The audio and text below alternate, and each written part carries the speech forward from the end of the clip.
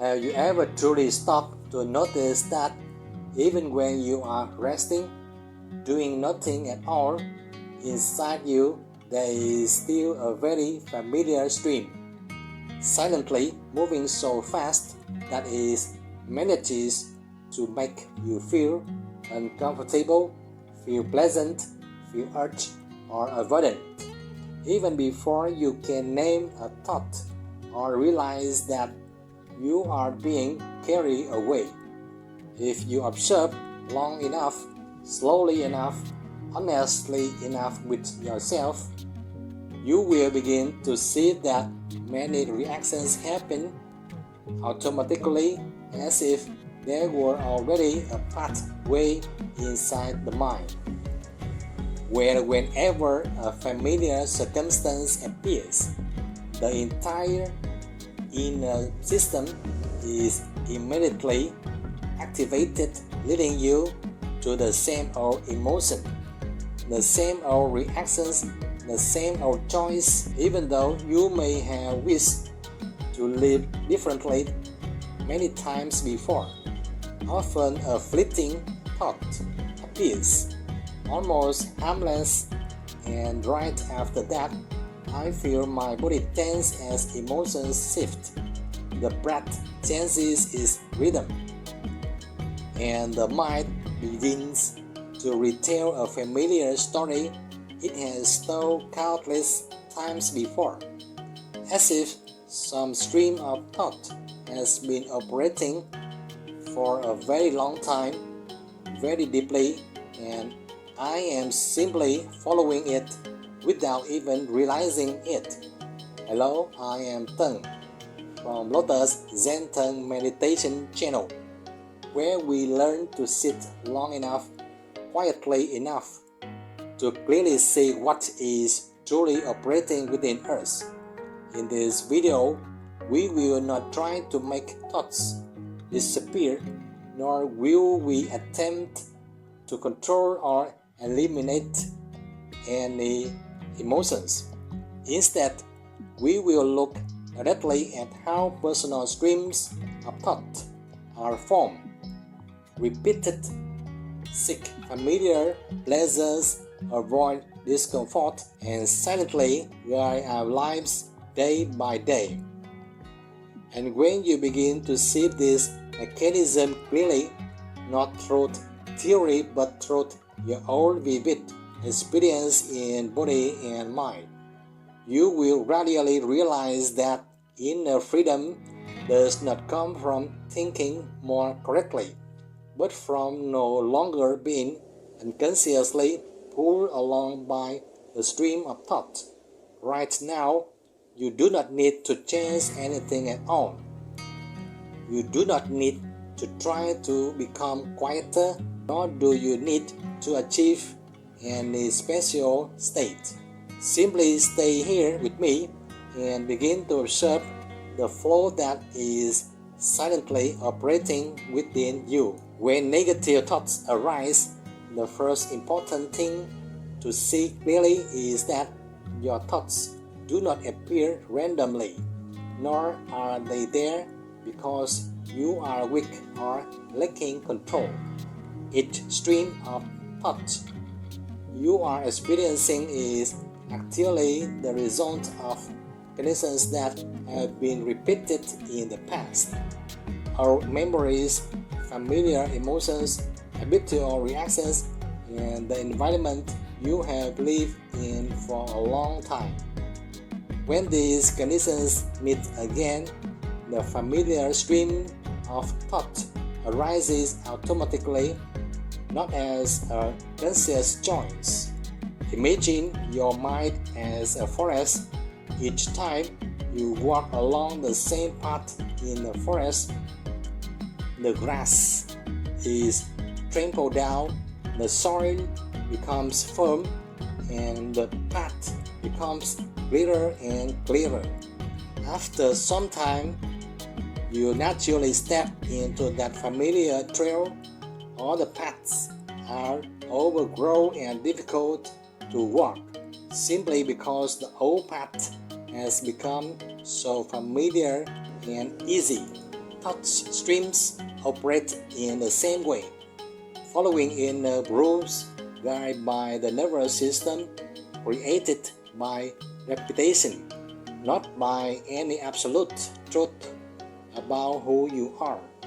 Many people try to change their thoughts by sheer willpower. They tell themselves, "Don't think like that anymore. Be more positive, think differently." But this only serves as a reminder to the mind and often creates more tensions. Because you notice the thought and immediately resist it, which leads the emotions to grow even stronger. When negative thoughts appear, they do not just see the stream of mind passing by. They become that stream of thought, get tied to it and pulled along, and begin to judge themselves, blame themselves, and doubt themselves. However, when you clearly see the causes that created the stream of thought, and you practice facing it with observation rather than resistance or judgment, the thoughts and emotions naturally weaken without needing to be forced to disappear. When you understand this mechanism, you begin to stop blaming yourself and instead observe with gentle curiosity what conditions are creating this thought. That the curiosity opens up a small but very real space where freedom begins to appear. If you try to force the mind to be quiet, to eliminate thoughts, in order to become someone who does not think negatively, it is very likely that you will only create a new layer of tension, more subtle and harder to notice. It creates pressures back onto you because it has not been fully processed, instead of fixing thoughts or forcing them away. Learn to stay with the conditions that are creating them. Meditation is not about fighting old habits. You simply learn to let them be by focusing on the breath and creating a new habit of calm, more focused presence, and you need patience and consistent practice to form a new path. Inhale, gently follow the breath as it flows through your nose, feel your chest and reach down to your belly. Exhale, feel the breath leaving through your nose and notice your belly softening and sinking. As the new habit gradually forms, the old habit fades, and you are no longer completely controlled by it. And that is enough for the mind to begin learning a new way of responding, slower, wider, and freer. Sometimes it is just a very small feeling of discomfort and an intentional remark, a glance, or a fleeting thought, and yet that entire day suddenly becomes heavy. The mind pulled far away from the present moment. Even though you can see it happening, you are still swept away quickly because the emotion has taken control, and only then do you realize you have stepped into an old familiar loop again. It is not that you are weak, but that there is a very subtle chain of operations in the mind. A stimulus appears. The mind immediately interprets it in the familiar way. Emotions arise, and right after that, the brain looks for a familiar dopamine as a way to escape discomfort. The behavior that appears at the end is not because you want it, but because the mind has stored many times that this path brings a familiar feeling, whether pleasant or painful. What is important to understand is that dopamine does not come only from pleasure. It also appears in familiar suffering, both in body and mind. A person who constantly checks their phone is not necessarily doing it for joy, but because the brain is accustomed to the stimulation of new information, or because the mind does not want to be still. A person stays in familiar anxiety because the mind has learned that worrying helps them feel in control. An old relationship, even one full of wounds, is still held onto, not because of happiness, but because that feeling has become too familiar to let go. Many people believe that awakening must always feel pleasant, gentle, and peaceful. This is a subtle mistake. When you begin to observe deeply, you will touch uncomfortable areas that fast dopamine previously helped you avoid. If you stubbornly seek pleasant sensations during meditation, it is very likely that you are simply replacing an old dopamine trap with a more refined one. The small lesson here is that recognizing the movement the mind is seeking familiar dopamine is precisely the turning point. No need to resist, no need to run away. Just see it clearly. In that very moment, you are no longer completely swept away. A small space appears, and within that space, you begin to have freedom of choice. The solution is not to cut off dopamine, but to learn how to delay it. Instead of reacting immediately, allow the discomfort to stay a little longer. This is not self-punishment, but a way of retraining the brain with a new path, where maturity and slower but deeper rewards. Now, let us pause for a moment to practice together. Inhale, gently follow the breath as it flows through your nose. Feel your chest and reach down to your belly. Exhale, feel the breath leaving through your nose and notice your belly softening and sinking. When you practice like this, you have telling the mind that it does not need to rush to escape this feeling. And it is precisely this unhurried quality that weakens the pull of fast dopamine. Gradually, the mind learns that it can stay with the present moment and still be safe. When you follow this guidance, the benefits do not come immediately as excitement, but they come as steadiness. You begin to see that a small emotions no longer dominates your entire day. You begin to realize that you have the capacity to stay, to choose, and to act from clarity rather than from old reflexes. And when familiar dopamine traps gradually lose their pull, a deeper question begins to arise within you. If you are no longer being pulled by old emotions and pleasance, then what will guide your choices? We will move into that questions in the next part, where mindfulness gradually becomes a new habit without force.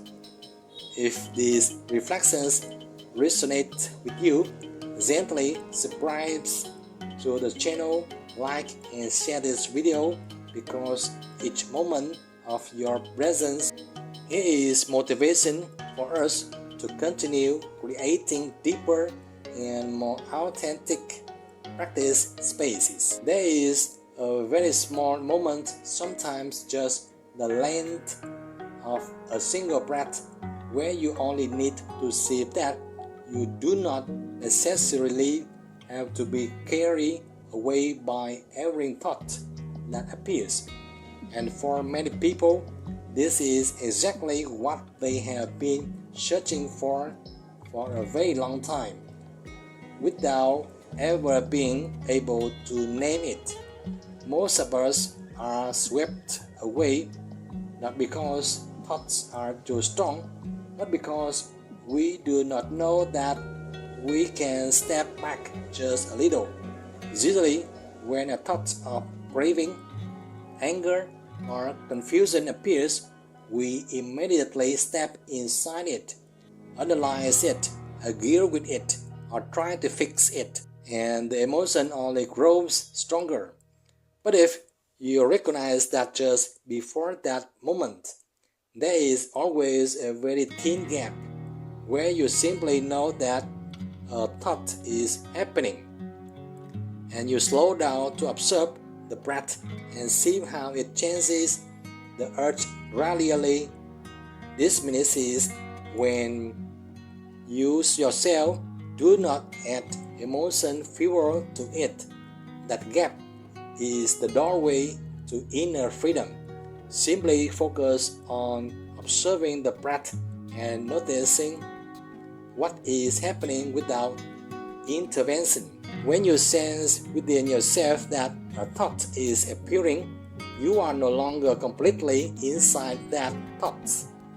You are standing behind it, close enough to see clearly and far enough not to be pulled along. Imagine an uncomfortable emotion just beginning to arise.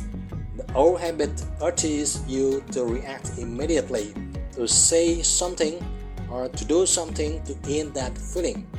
But if you stay for a few more breaths, simply to feel that emotion present in the body, you will realize that it has its own shape, intensity, and rhythm. It is not you, it is just passing through you. Many people confuse observation with analysis. They think that to be mindful, they must understand every cause, every memory, every story behind the thought. But analysis is still an activity of thinking, observation different. Observation only needs to know that a thought is happening without adding, without fixing, without controlling, and without engaging in judgment. The most common mistake at this stage is turning observation into a false act of suppression. You begin to watch thoughts while commanding them to be quiet, to slow down, to disappear. At that point, tension quietly appears, and you may feel disappointed because you are observing but wanting too much. Just be there with it and recognize it. Now, let us pause for a moment to practice, not to achieve anything, but simply to recognize. Inhale, gently follow the breath as it flows through your nose. Feel your chest and reach down to your belly. Exhale, feel the breath leaving through your nose and notice your belly softening and sinking. In that space of presence, there are emotions and there is observation. Problems to solve fall away. No stories need to continue. There is only presence, knowing that it is present. Observation does not mean a lack of emotions or becoming rigid. Observation is not stepping outside of life, but being in life with greater softness, clearly seeing each thing as it unfolds and allowing it. The benefit of observation is that it gives you space to pause and choose. Faced with a familiar stimulus, you do not react immediately. You shift, you breathe, and that action arises from understanding rather than from old reflexes. Gradually, the habit of observing becomes a natural reflex, and old habits no longer have the same power. And when this stepping back becomes familiar, something very subtle happens. The mind begins to choose clarity instead of impulse. We will continue exploring this in the next part, where mindfulness is no longer an effort, but becomes a natural flow in everyday life. Excessive focusing only creates hard to control backlash. When you use willpower to suppress a habit, the deeper layers of the mind do not disappear. They simply wait for a chance to return even stronger. When a spring is compressed, its rebound force becomes return. The mind works the same way. Lasting change does not come from force control, but from natural transformation. Each time you observe a familiar urge, pause before reacting, and allow the uncomfortable sensation to remain a little longer while standing still and observing. A new pathway is quietly being formed in the mind. When anger arises, the old habit urges you to react immediately to release it. But if you pause for 3 seconds, just 3 seconds, and feel the sensation in the chest, in the belly, in the breath, then in those 3 seconds, you are no longer completely controlled. Those 3 seconds are where a new reflex is planted. Many people believe that to change, they need stricter discipline and tighter self-control, but rigid discipline often comes with tension and disappointment. Gentle awareness, on the other hand, does not demand that you become different right away. It simply invites you to be fully present with what is happening. And it is this presence that becomes the deepest factor of restructuring. A common mistake here is expecting quick results. You observe for a few days or a few weeks, see that our habits are still there, and then conclude that this method does not work. But mindfulness is not a self-improvement project with a deadline. It is a living process where each time you see clearly and do not rush to react, you are choosing freedom over reflect. You do not need to become a different person. You only need to stop repeating unconsciously. When observation is repeated enough times, the mind naturally learns a new way to respond, without force and without struggle. Now, let us pause for a moment, allowing body and mind to rest within this very process. Inhale, gently follow the breath as it flows through your nose. Feel your chest and reach down to your belly. Exhale, feel the breath leaving through your nose and notice your belly softening and sinking. When you practice like this, you are giving the brain a new experience that not reacting immediately is still safe. And it is this repeated experience of safety that weakens old roots and nourishes new ones. The benefit does not arrive as excitement, but as a sense of inner steadiness and trust. If you stubbornly practice by forcing yourself to change quickly, you may fall back into the old loop of hope and disappointment. But when you allow the process to unfold slowly, you begin to see yourself changing without needing to try so hard. That is the sign of true transformation. And when you begin to live with this gentle awareness each day, a natural presence opens up. When the mind is no longer focused or resisting, how will mindfulness guide your life? We will close this journey in the final part, where all the pieces begin to connect into one complete flow. And now, as we have walked together through this entire journey, perhaps you are beginning to sense something very different from when you first started. Not because thoughts have disappeared, and not because emotions no longer arise, but because you are no longer carried away by them as before. Thoughts still come, emotions still arise and pass, following the natural rhythm of body and mind. But somewhere inside, you are standing more firmly, more freely, and most importantly, more clearly. You only need to be aware enough to see the mind in operation and patient enough not to rush. It is precisely within this unhurried quality. It is precisely within this unhurried. It is precisely within this unhurried quality that inner freedom begins to quietly reveal itself, very gently yet very real.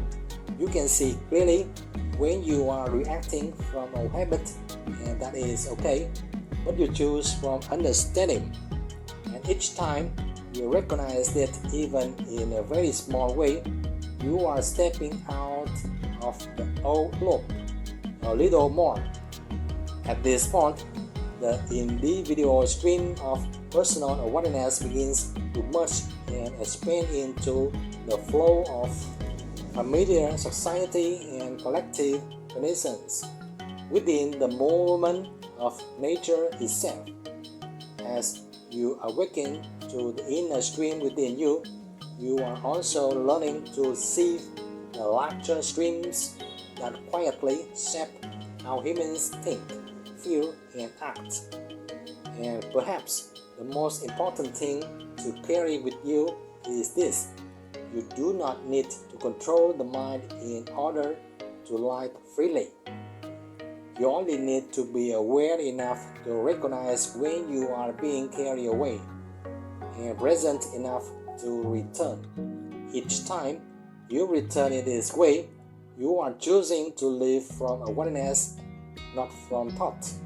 The journey in the game of the breath will become more and more fascinating if you truly cherish it. This practice, just like a habit, is a key to unlocking every doorway within your body and mind. So keep watching and keep practicing with me in this video and the ones to come. If you have any thoughts or reflections, feel free to leave a comment below. And if this video helped or inspired you, please click like, subscribe, and share it with others. Thank you.